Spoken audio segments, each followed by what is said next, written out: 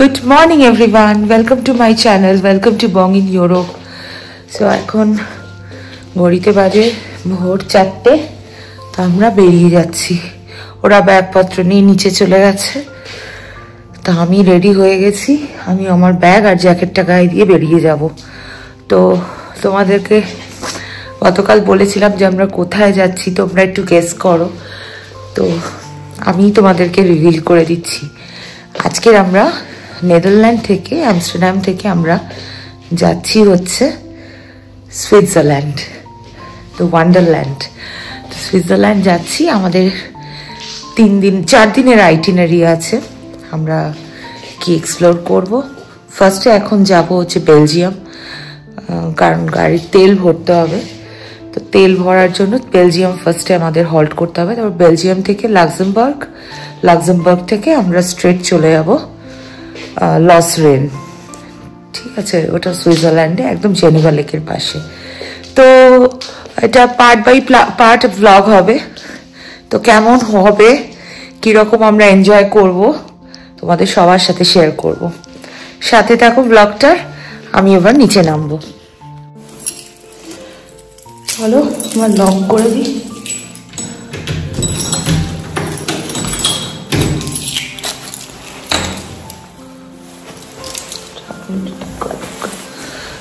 বেরিয়ে যাচ্ছি। ঘড়িতে এখন 4:45 বাজে। তো চলো গাড়িতে উঠি, দেখি বাইরে কিরম ঠান্ডা। অলরেডি তো দেখতে পাচ্ছি টেম্পারেচার 1 ডিগ্রি। আমার তো পুরো ঠোঁট ফেটে চৌচির হয়ে গেছে। আমি বোরোলিন লাগিয়ে নিয়েছি। চলো নিচে নেমে তারপরে বাদ বাকি কথা বলছি। বাইরে দেখতেই তো পাচ্ছ ঘুটঘুটে অন্ধকার, আর তার সাথে বৃষ্টি শুরু হয়ে গেছে, যেটা এখানে ভীষণই কমন। চলো আমি গাড়িতে উঠে যাই, প্রচন্ড হাওয়াও দিচ্ছে।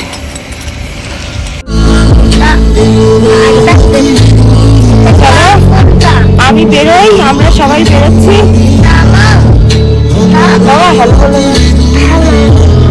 আমরা কোথায় যাচ্ছি? কোথায় যাচ্ছি? চলো সবাইকে হ্যাপি জার্নি বলে। ফার্স্ট স্টপ আমাদের বেলজিয়ামে গিয়ে আগে কারটাকে রিফিল করবো, তারপরে আমরা রওনা দেবো ওখান থেকে। চলো ব্লগটার সাথে থাকো। বাইরেটা দেখো পুরো ফগি, কিচ্ছু দেখা যাচ্ছে না কুয়াশার জন্য। আমাদের গাড়ি চালাতে একটু অসুবিধাই হচ্ছিল। তো যাই হোক, বলতে বলতে আমরা একটা টানেলের ভেতরেও চলে এসেছি। আর এখানে নেদারল্যান্ডে আমি দেখেছি প্রচুর টানেল আর প্রচুর আন্ডার ওয়াটার টানেল আছে। তো আমরা 3 জন বসে আস্তে আস্তে আমরা যাচ্ছি এখন টুয়ার্ডস বেলজিয়াম। কারণ বেলজিয়ামের ওখানে তেলের দামটা অনেকটাই কম, মোটামুটি 70 to 80 সেন্টস কম নেদারল্যান্ডের থেকে। নেদারল্যান্ডে যদি তেলের দাম, পেট্রোলের দাম 1 লিটারের দাম যদি হয়ে থাকে €2.10, তো বেলজিয়ামে সেটা €1.40, মানে একটা হিউজ ডিফারেন্স।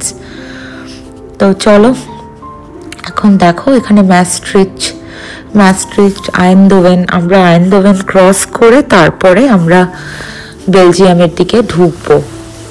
তো রাস্তা পুরো শুনশান ফাঁকা, গুটি কয়েক গাড়ি যাচ্ছে, তবে যাচ্ছে না বললে ভুল, যাচ্ছে।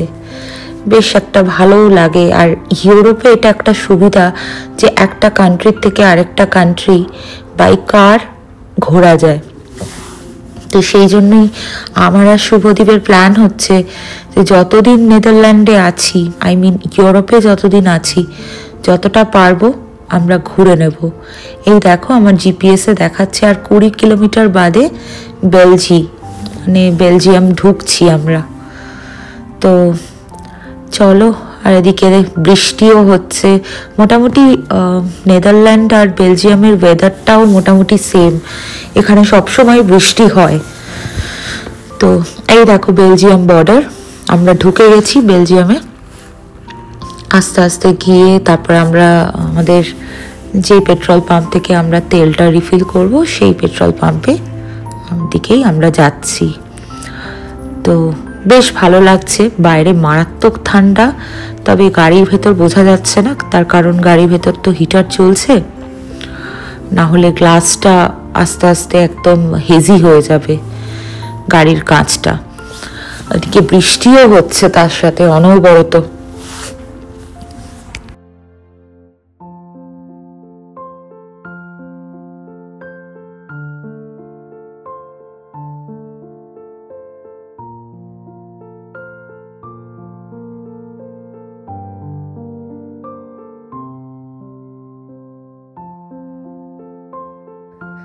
দেখো আস্তে আস্তে আমরা বরফের দিকে চলে যাচ্ছি। এই পাশটা বেলজিয়ামের এদিকটায় কিন্তু বরফ পড়েছে, তবে নেদারল্যান্ডে খুব একটা বরফ পড়েনি এবছর।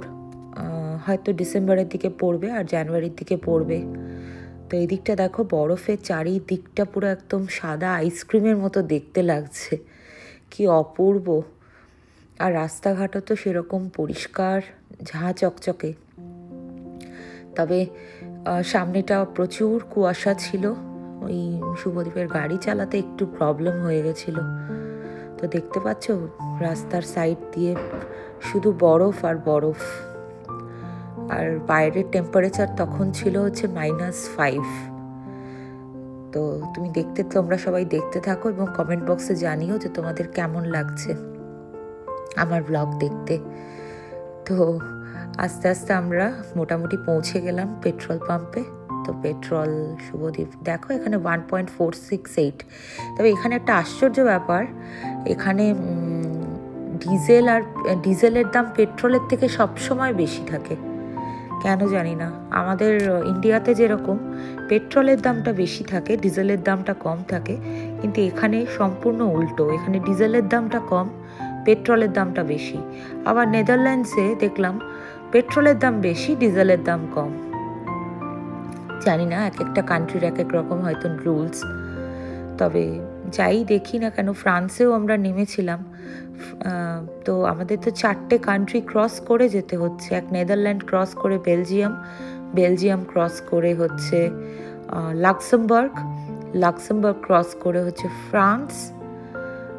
ফ্রান্স ক্রস করে হচ্ছে সুইজারল্যান্ড।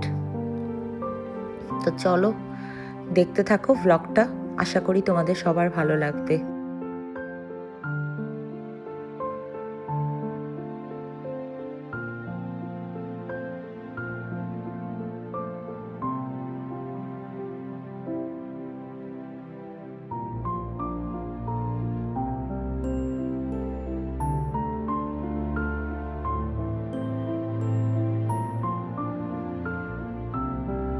এখন আমরা এই লাক্সেমবার্গ ঢুকে গেছি। লাক্সেমবার্গ থেকে আর মোটামুটি 3 ঘন্টা মতো লাগবে ট্রাভেল, 3.5 ঘন্টা মতো ট্রাভেল করতে লাগবে টু সুইজারল্যান্ড। তো এখানে গেছে একজন আমার হাজব্যান্ড, ও ওয়াশরুমে গেছে, আমরাও ওয়াশরুমে যাব। ও ফিরে এলে তারপরে আমরা যাব।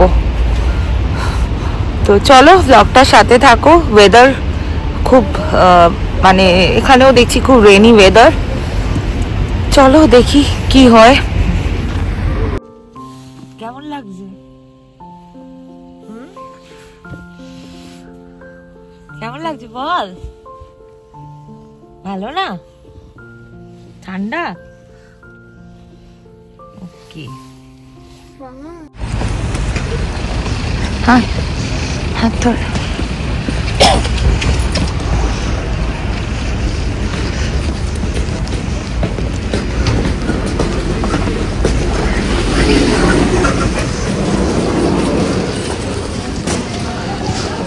আমরা টয়লেট করেছি, আমি আর ছেলে, আমরা বেরিয়ে যাচ্ছি। সুন্দর সাজিয়েছে। আমরা লাক্সেমবার্গ ক্রস করে ফ্রান্সে ঢুকে গেছি অলরেডি। আর তোমাদেরকে জানিয়ে রাখি, ফ্রান্সটা হচ্ছে প্রচুর বড় কান্ট্রি এবং ফ্রান্সটা ক্রস করতে মোটামুটি 3.5 ঘন্টা মতো টাইম লেগে গেছে। তো দেখতে দেখতে সন্ধ্যাও হয়ে যাচ্ছে। দেখো আকাশ পুরো কালো হয়ে আসছে আস্তে আস্তে। সন্ধ্যা বলতে কি, এখানে তো এখন যেহেতু ডে লাইটটা ভীষণই কম থাকে, ওই 3:30-4টের মধ্যে অন্ধকার হয়ে যাচ্ছে।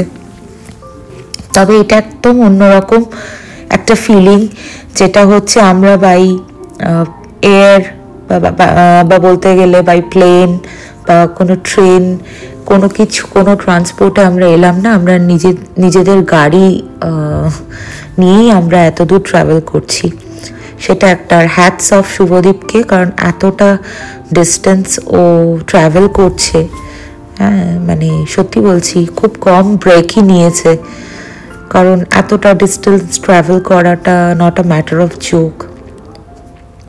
বলতে বলতে দেখো এখানে ফ্রান্সের বাড়িগুলো, ফ্রান্সের কিছুটা জায়গা আমি তোমাদেরকে বলি, কিছুটা জায়গা কিন্তু প্লেন ল্যান্ড, আর যেটা সুইজারল্যান্ডের আশেপাশে মানে ঘেঁষা, সেই জায়গাটা কিন্তু পুরো পাহাড়ি, আর পুরো সুইজারল্যান্ডটা পাহাড় কেটেই বানানো।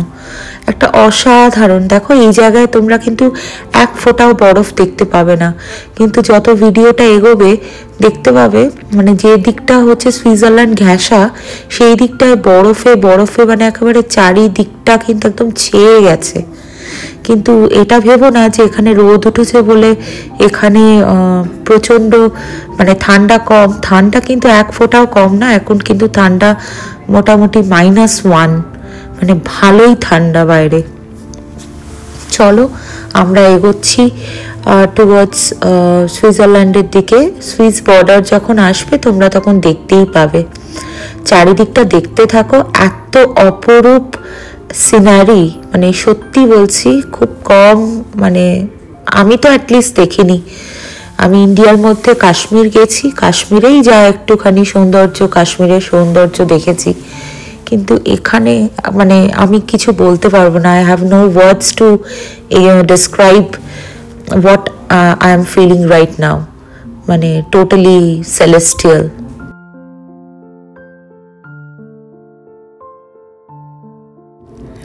দেখো এই পার্টটা দেখো, ফ্রান্সের ওই দিকটা দেখলে এত সুন্দর প্লেন ল্যান্ডের মধ্যে, আবার এই পার্টটা কিন্তু পুরোপুরি একদম সুইজারল্যান্ড ঘেঁষা, এদিকটা আবার বরফে, এদিকটা আবার মাইনাস, মানে পাহাড়ের যত ভেতরের দিকে যাচ্ছি তত দেখছি -5, -8 এরকম টেম্পারেচার। আবার একটু পরে দেখতে পাবে আবার সবুজ ঘাস, মানে একটা অদ্ভুত ধরনের মিক্স অ্যান্ড ম্যাচ কম্বিনেশন, মানে যেটা আমি আগে কোনোদিনও দেখিনি। তো দেখো তোমাদের সবার সাথে শেয়ার করছি আমাদের road trip from Amsterdam to Switzerland part 1, আরও 2টো পার্ট আমি পরে আপলোড করব। দেখো এদিকে বাড়ি ঘরগুলো দেখো কি সুন্দর, পুরো ছবির মতো, মনে হচ্ছে কেউ এঁকে দিয়ে গেছে, এত সুন্দর।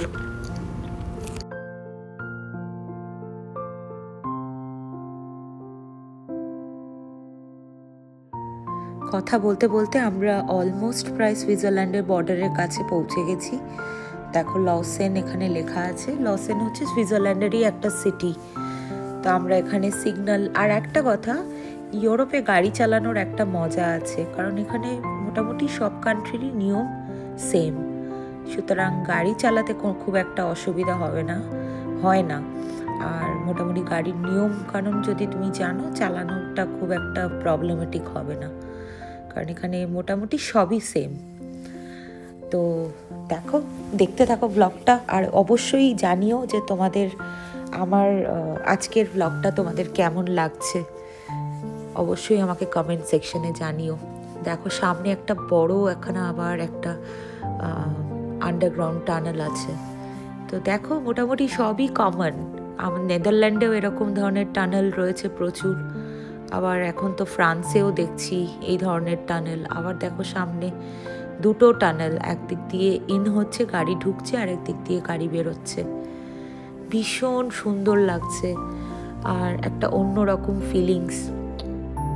এই 25 ডিসেম্বরের আমাদের প্ল্যান, মানে আমরা বড়দিনটা কাটাবো সুইজারল্যান্ডে, এটা ভেবেই এত আনন্দ, মানে ভেতরে ভেতরে এক্সাইটমেন্টও প্রচুর।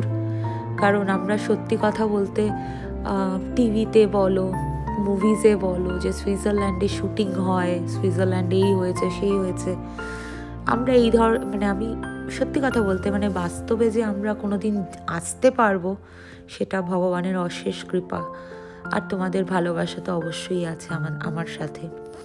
তো দেখতে থাকো দেখো চারিদিকটা বরফে পুরো ঢেকে রয়েছে, সাদা চারিদিকটা। আমি একটু কাঁচটা খুলেছিলাম, কিন্তু এত সাংঘাতিক হাওয়া দিচ্ছে, ভয়ের চোটে কাঁচ বন্ধ করে দিয়েছি।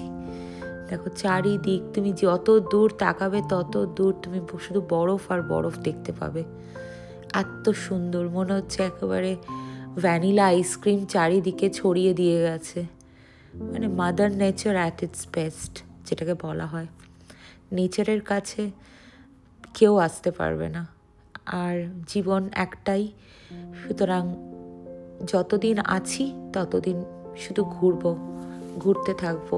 টাকা পয়সা, অনেকে ভাবে যে বিদেশে থাকে টাকা পয়সা জমাচ্ছে, আমাদের কথা টাকা পয়সা জমানোটা যেরকম, হ্যাঁ ওটাও একটা, কারণ টাকা পয়সা ছাড়া পৃথিবীতে আর অন্য কোনো কিছুর অতটা মূল্য নেই। কিন্তু আমার মতে মানে ট্রাভেলিংটাও একটা খুব বড় একটা ইনভেস্টমেন্ট।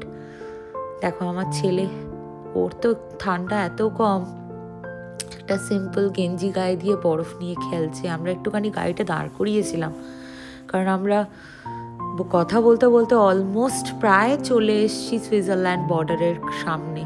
তো চারিদিকটা শুধু একবার জাস্ট দেখো, মানে অসাধারণ, মানে কিছু বলার নেই। আমি আর কিছু বলতে চাইছি না, তোমরা শুধু দেখতে থাকো। আর সামনের আরও দুটো ভ্লগ যখন আসবে তখন আরও দেখতে থাকো, এবং অবশ্যই আমাকে কমেন্ট সেকশনে জানিও যে তোমাদের কেমন লাগছে।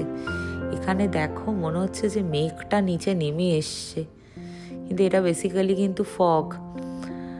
এত সুন্দর, ওই দিকটা দেখো, পাহাড়টা দেখতে পাচ্ছ, ওই মাথার দিকটাতে মনে হচ্ছে যে সূর্যের আলো পড়েছে। প্রায় আমরা বর্ডারের কাছে চলে এসেছি, আমরা ঢুকে গেছি হিলি রিজিয়ন্সে, একদম পাহাড়ের উপরে। আর শুভদীপ কিন্তু একটু ক্লস্ট্রোফোবিক, ওর বেশি হাইটস আবার ভীষণ ভয় পায় নাকি, এটা তো আমি ফার্স্ট টাইম জানতে পারলাম। তবে আমার কিন্তু ভীষণ ভালো লাগছে। আর তোমাদের কেমন লাগছে অবশ্যই জানিও। চলো ব্লগের সাথে থাকো এবং দেখতে থাকো।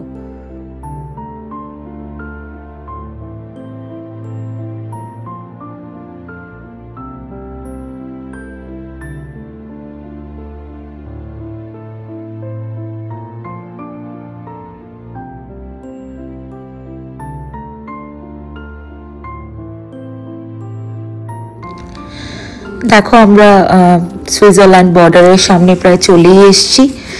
এখানে একটা কার ভিগনেট কিনতে হয়, তো আমরা নেদারল্যান্ড থেকেই কিনে নিয়েছিলাম গাড়ির সামনে লাগানোর জন্য। তো ওই ভিগনেটটা দিয়ে ওটা ওরা চেক করে, ওটা 48 ইউরোস পড়েছে আমাদের, মানে ভারতীয় মুদ্রায় পায় প্রায় 5,000 টাকা। ওটা না লাগালে কিন্তু তোমাকে ফাইন করবে। এই যে হচ্ছে মেন গেটটা, এই গেটটা দিয়ে ওই ভিগনেটটা ওরা চেক করবে, স্ক্যান করবে, তারপরে তুমি ঢুকতে পারবে। তো চলো এবার হোটেলের উদ্দেশ্যে যাওয়া যাক। এই হচ্ছে আমার হোটেল, ইবিস বাজেট। এখন প্রায় সন্ধে 6:30 বাজে, আমরা হোটেলের সামনে চলে এসেছি। আমি আর ছেলে বাইরেটা রয়েছি, শুভদীপ গেছে ভেতরে কথা বলতে রিসেপশনে। আর এই যে বাইরে দেখতেই পাচ্ছ, বাইরের, আমি একটু বাইরেটা আজকে তোমাদের হালকা করে দেখিয়ে দিই, তারপরে আমি তোমাদেরকে একটা ডিটেল ভিডিও দেখিয়ে দেবো। এখানে একটা সিটিং এরিয়া আছে বাইরে, যদিও বাইরে কেউ বসার মতো অবস্থায় নেই, কারণ -5 ডিগ্রি টেম্পারেচার এখানে, আর প্রচণ্ড উইন্ডি। আর এটা হচ্ছে একটা মানে ব্রেকফাস্ট টেবিল, ব্রেকফাস্ট এরিয়া। তো এই হোটেলে আমাদের, যেহেতু আমরা নেদারল্যান্ড থেকে বুক করেছিলাম, আমাদের মোটামুটি আর নভেম্বর মাসে বুকিং করেছিলাম বলে ফর 25 ডিসেম্বর, তো সেই জন্য আমাদের চার্জেসটা কম পড়েছিল। সো ফাইনালি আমরা হোটেলে পৌঁছে গেছি। এটা আমার বেসমেন্টে পার্কিং, আমি গাড়ি পার্ক করে দিয়েছি। এই যে গাড়ির অবস্থা খুব খারাপ, ধুলো পুরো একাকার হয়ে গেছে। তো এবার মালপত্রগুলোকে আস্তে আস্তে লিফটে করে উপরে তুলবো, তারপরে তোমাদের একটা রুম ট্যুর দেবো। আর খুব ছোট একটা হোটেল, আর বাইরেটা সকালবেলা তোমাদেরকে দেখাবো যেটা বাইরেটা কতটা সুন্দর। এখন যেহেতু আমরা নভেম্বর মাসে বুকিং করেছিলাম, সেই জন্য আমাদের 3 দিনের জন্য খরচ পড়েছে ইনক্লুডিং ব্রেকফাস্ট নিয়ে 285 ইউরোস, মানে ভারতীয় টাকায় মোটামুটি এই ধরে নাও 26,500 টাকার মতো পড়েছে। কিন্তু এখন যদি আমি বুক করতে যেতাম তাহলে আমার মোটামুটি এই 3 দিনের খরচ হিসেবে দাঁড়াতো হচ্ছে 550 ইউরো, মানে অলমোস্ট 52,000 বা 53,000-এর কাছাকাছি। তো অনেকটাই একটা হিউজ ডিফারেন্স। আর বুঝতেই তো পারছো যে 25 ডিসেম্বরের জন্য সবাই কাড়াকাড়ি করে, এই জন্য আগের থেকে বুক করলে সুবিধা। চলো ভেতরটা এবার দেখাই। এটা একটা ছোট একটা ওয়াশরুম মতো রয়েছে, দেখে নাও। আর এই সাইডে হচ্ছে শাওয়ার করার জন্য এটা একটা শাওয়ার এরিয়া ছোট্ট মতো। এই হচ্ছে একটা হ্যান্ড শাওয়ার রয়েছে, তারপরে কিছু বডি সোপ টোপ ওইসব রয়েছে। এটা শাওয়ার এরিয়া। আর হচ্ছে এইখানে দেখো বাঙ্কার বেড রয়েছে, উপরে হচ্ছে আমার ছেলে শুয়ে রয়েছে, নিচে আমার হাজব্যান্ড শুয়ে পড়েছে বলে আমি ব্লার করে দিয়েছি।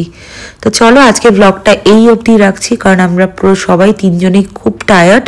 একটু পরে খেতে যাব, একটু হালকা একটা পাওয়ার ন্যাপ নিয়ে নিই। নেক্সট ব্লগের জন্য খুব তাড়াতাড়ি আসছে, সাথে থেকো। চলো টাটা।